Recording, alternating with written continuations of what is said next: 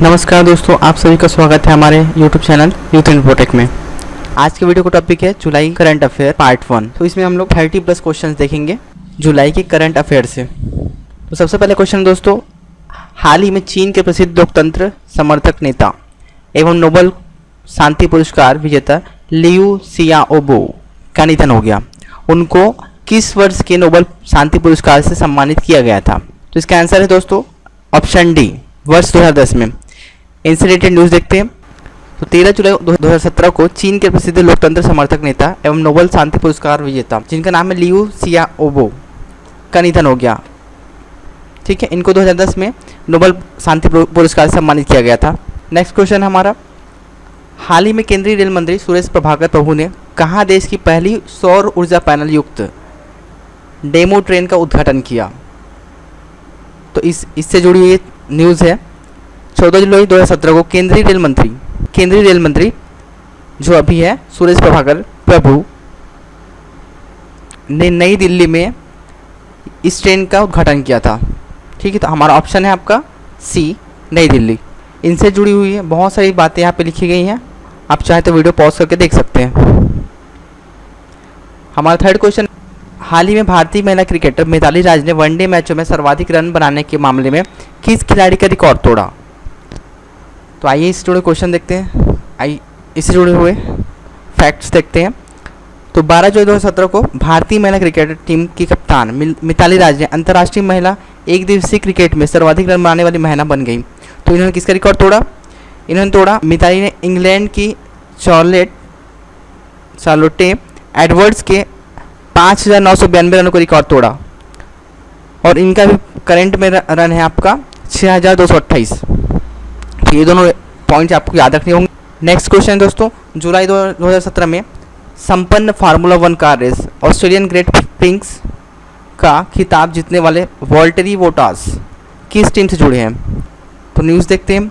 Formula 1 2017 की 9वीं car race जो कि ऑस्ट्रेलियन ग्रैंड प्रिक्स स्टीरिया जो हुआ था ऑस्ट्रिया में।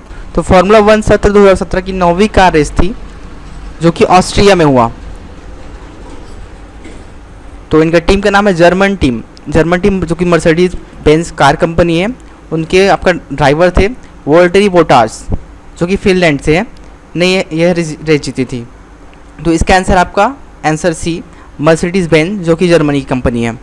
क्वेश्चन 5 है, औद्योगिक नीति एवं संवर्धक विभाग जिसको हम DIPP बोलते हैं, देश का पहला प्रौद्योगिकी और नवाचार केंद्र टिस्क किस राज्य में स्थापित करेगा? तो इससे जुड़े हुए न्यूज़ है दोस्तों। औद्योगिक नीति एवं संवर्धक विभाग DIPP देश का पहला प्रौद्योगिक एवं नवाचार सहायता केंद्र खोलने जा रहा है पंजाब में। हमारा अगला क्वेश्चन है, हाल ही में केंद्र स्वास्थ्य एवं परिवार कल्याण मंत्री JP नड्डा ने मलेरिया उन्मूलन के लिए राष्ट्रीय रणनीति योजना 2017 से 2022 का शुभारंभ किया। इस योजना के तहत कितने वर्षों के लिए देश के विभिन्न भागों में मलेरिया की देशजता के आधार पर समाप्ति का लक्ष्य निर्धारित किया गया है? तो इससे जुड़ा हुआ न्यूज़ है।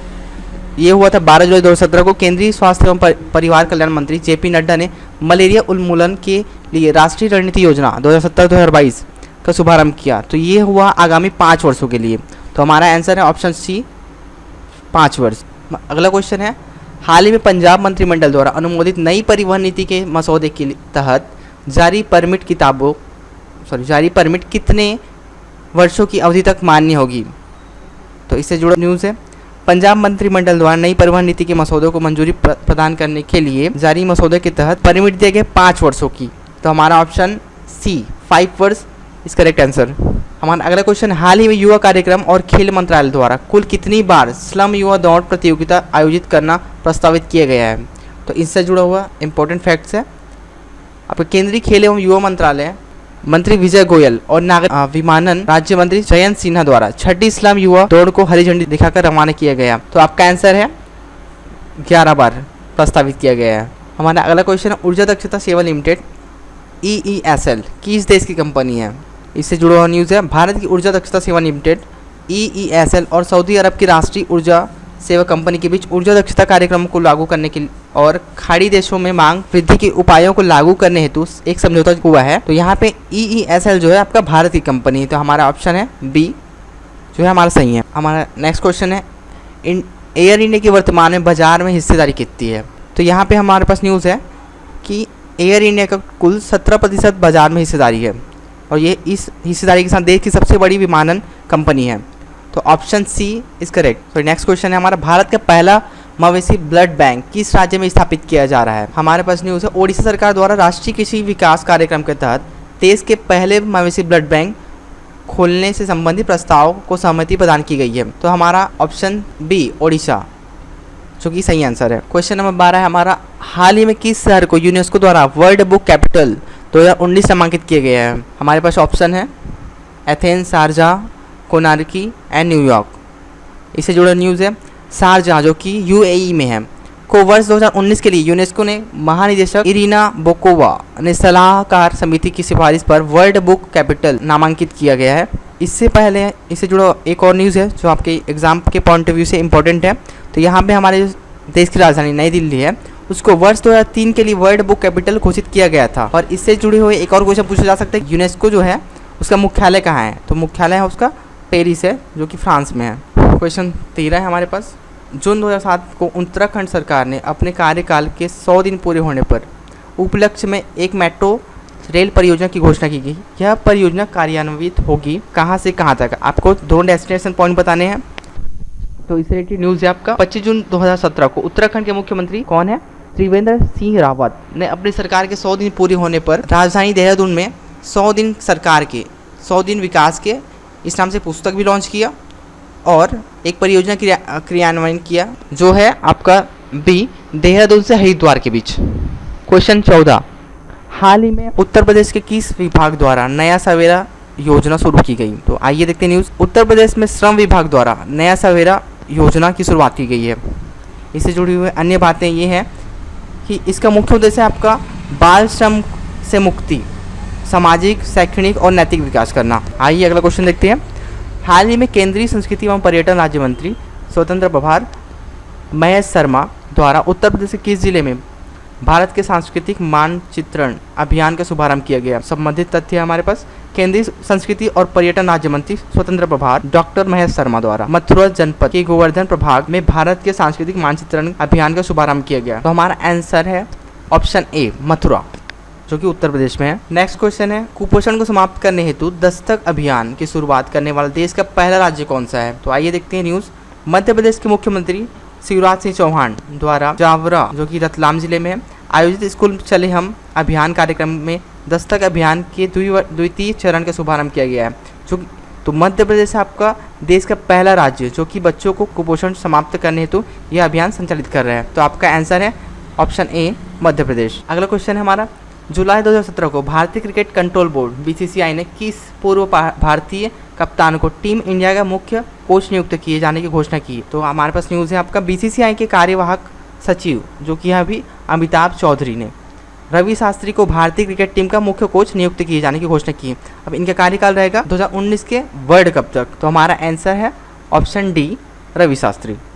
हमारा अगला क्वेश्चन दोस्तों, हाल ही में जिम्बाब्वे के विरुद्ध 5 मैचों की एक दिवसीय श्रृंखला हारने के बाद किस श्रीलंकाई कप्तान ने अपने पद से इस्तीफा दे दिया? हाल ही में श्रीलंका और जिम्बाब्वे के मध्य 5 वनडे मैचों की श्रृंखला हुई थी जो कि 30 जून से 10 जुलाई तक हुआ। इसमें प्लेयर ऑफ द सीरीज वो रहे हैमिल्टन मैसाकजा जो कि जिम्बाब्वे के थे और जिम्बाब्वे जो है पहली बार श्रीलंका के विरुद्ध कोई श्रृंखला जीती है।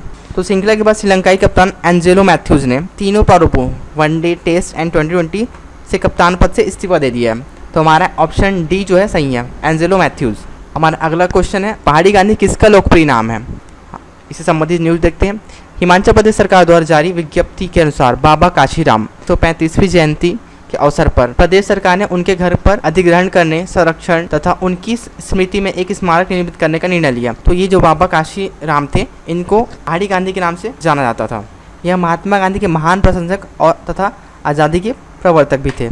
हमारा अगला क्वेश्चन है, जुलाई 2017 को पूर्व क्रिकेटर संदीप पाटिल को भारतीय इंडोर क्रिकेट टीम का ब्रांड एम्बेसडर चुना गया। इंडोर क्रिकेट विश्व कप का आयोजन किस देश की मेजबानी में किया जा रहा है? तो आइए देखते हैं न्यूज़। भारतीय बल्लेबाज एवं क्रिकेट कोच संदीप पाटिल भारतीय इंडोर क्रिकेट टीम के ब्रांड एम्बेसडर चुने गए। पाटिल जो है वो कौन थे? भारत के पूर्व भारतीय क्रिकेटर थे और कोच भी हैं। तो इंडो क्रिकेट विश्व कप जो है 2016 वो होने जा रहा है 23 सितंबर के मध्य in sports club Dubai UAE में आयोजित किया जाना है। एक सप्ताह का ये टूर्नामेंट होगा और टूर्नामेंट क्रिकेट जो है ऑस्ट्रेलिया और यूएई दोनों की साझेदारी में संपन्न हो रहा है। अगला क्वेश्चन हमारा, हाल ही में किसने आर्थिक मामलों के विभाग DEA वित्त मंत्रालय के नए सचिव के रूप में कार्यभार संभाला? तो आइए देखते हैं न्यूज़। तो वरिष्ठ IAS अधिकारी सुभाष चंद्र गर्ग ने आर्थिक मामला विभाग वित्त मंत्रालय के नए सचिव के रूप में कार्यभार संभाला है। तो इन्होंने किसका स्थान लिया? इन्होंने लिया शक्तिकांत दास का स्थान लिया है। इससे पूर्व वह वॉशिंगटन DC स्थित विश्व बैंक के कार्यकारी निदेशक भी रह चुके हैं। तो हमारा अगला क्वेश्चन, 9 जुलाई 2017 को ई शिक्षा पर 3 डिजिटल पहलों की शुरुआत किसने की? तो आइए देखते हैं न्यूज़। 9 जुलाई 2017 को राष्ट्रपति प्रणब मुखर्जी ने नई दिल्ली में ई शिक्षा को बढ़ावा देने के लिए 3 डिजिटल पहलों स्वयं प्रभा नेशनल एकेडमिक डिपॉजिटरी की शुरुआत। तो हमारा आंसर है आंसर ए राष्ट्रपति। आइए देखते हैं हमारा नेक्स्ट क्वेश्चन, हाल ही में स्पोर्ट्स इलस्ट्रेटेड इंडिया मैगजीन द्वारा वितरित वार्षिक पुरस्कारों में किस खिलाड़ी को लाइफ टाइम अचीवमेंट अवार्ड प्रदान किया गया? तो आइए देखते हैं न्यूज़। तो वर्ष की सर्वश्रेष्ठ खिलाड़ी पुरस्कार दिया गया आपको बैडमिंटन खिलाड़ी PV सिंधु को, और इससे जुड़े हुए अन्य पुरस्कार जो है हमारे पास है लाइफ टाइम अचीवमेंट अवार्ड जो दिया गया अभिनव बिंद्रा को। तो हमारा ऑप्शन बी जो है अभिनव बिंद्रा। इससे और भी क्वेश्चन बन सकते हैं दोस्तों, तो आप इस वीडियो को पॉज करके देख सकते हैं। तो हमारा नेक्स्ट क्वेश्चन है, जुलाई 2017 को कंपनी विंबलडन चैंपियनशिप का खिताब रोजर फेडरर ने रिकॉर्ड 8वीं बार जीत लिया। फेडरर ने किन 2 खिलाड़ियों का रिकॉर्ड तोड़ा जिन्होंने 7-7 बार विंबलडन चैंपियनशिप जीती थी? तो हमारे पास न्यूज़ है, रोजर फेडरर ने पीट सम्प्रास और विलियम रेनशॉ के रिकॉर्ड को तोड़ा। चैंपियनशिप था उसके विजेता रहे रोजर फेडरर जो कि है स्विट्जरलैंड के, और इनका उप विजेता रहे मारिन सिलिक जो कि क्रोएशियाई कंट्री के प्लेयर है।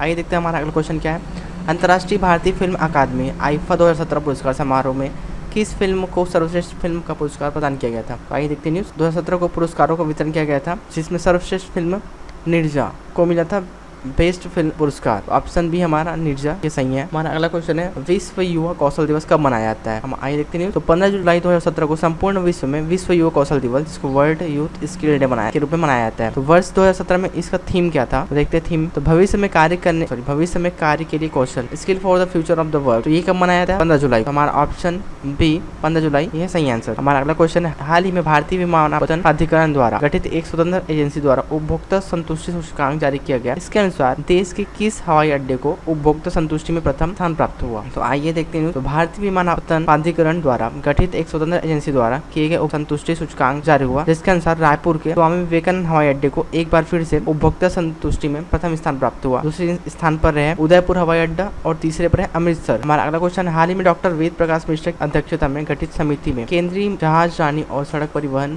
तथा राजमार्ग मंत्री नितिन गडकरी को अपनी रिपोर्ट सौंपी। इस समिति का गठन किस लिए किया गया था? तो हाँ ये देखते हैं, डॉक्टर वेद प्रकाश मिश्र समिति ने केंद्रीय जहाजरानी और सड़क परिवहन राजमार्ग मंत्री नितिन गडकरी को अपनी रिपोर्ट सौंपी। ये किया गया था आपको बंदरगाह अस्पतालों को अपग्रेड करने के लिए, सुझाव के लिए। तो हमारा ऑप्शन बी बंदरगाह अस्पतालों को अपग्रेड करने के सुझाव के लिए किया गया था ये। आइए हमारा नेक्स्ट क्वेश्चन, हाल ही में किस कार निर्माता कंपनी ने थॉमस कुएल को अपनी भारतीय परिचालन का अध्यक्ष नियुक्त किया? तो हमारे पास न्यूज है, जापानी कार कंपनी निसान ने थॉमस कुएल को अपने भारतीय परिचालन का अध्यक्ष नियुक्त किया। तो हमारा ऑप्शन बी निसान सही आंसर है। हमारा अगला क्वेश्चन है, हाल ही में किसने पूरे देश में सिंथेटिक मांझे के प्रयोग पर प्रतिबंध लगाया? तो आइए देखते हैं न्यूज। राष्ट्रीय हरित अधिकरण NGT ने पूरे देश में सिंथेटिक मांझे के प्रयोग में प्रतिबंध लगाया है। ऑप्शन बी राष्ट्रीय हरित अधिकरण।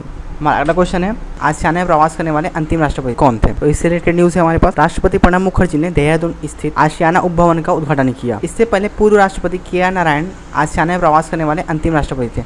तो हमारा ऑप्शन बी KR नारायणन हमारा सही आंसर है। हमारा अगला क्वेश्चन है, किस विश्वविद्यालय के शोधकर्ताओं द्वारा हाल ही में प्रकाशित शोध के अनुसार आने वाले दशक में भारत चीन से आगे रहते हुए वैश्विक विकास के आर्थिक ध्रुव के आधार पर होगा? तो इससे रिलेटेड न्यूज है, हार्वर्ड विश्वविद्यालय में centre for international development CID के एक शोध के अनुसार आने वाले दशक में चीन से आगे रहते हुए भारत वैश्विक विकास के आर्थिक ध्रुव का आधार होगा, यह माना गया है। इससे रिलेटेड और न्यूज है, भारत और युगांडा जो है 7.7% वार्षिक वृद्धि दर के साथ 2025 तक तेजी से वृद्धि करने वाले अर्थव्यवस्थाओं में सबसे शीर्ष पर रहेगा। हार्वर्ड विश्वविद्यालय में centre for international development. CID के शोध के अनुसार आने वाले दशक में चीन से आगे रहते हुए भारत वैश्विक विकास के आर्थिक ध्रुव का आधार होगा। साथ ही भारत तथा युगांडा 7.7% वार्षिक वृद्धि दर के साथ 2025 तक तेजी से वृद्धि करने वाली अर्थव्यवस्थाओं में से शीर्ष पर रहेगा। तो हमारा ऑप्शन बी जो है हार्वर्ड यूनिवर्सिटी सही आंसर है। आज के इस वीडियो में इतना ही, धन्यवाद।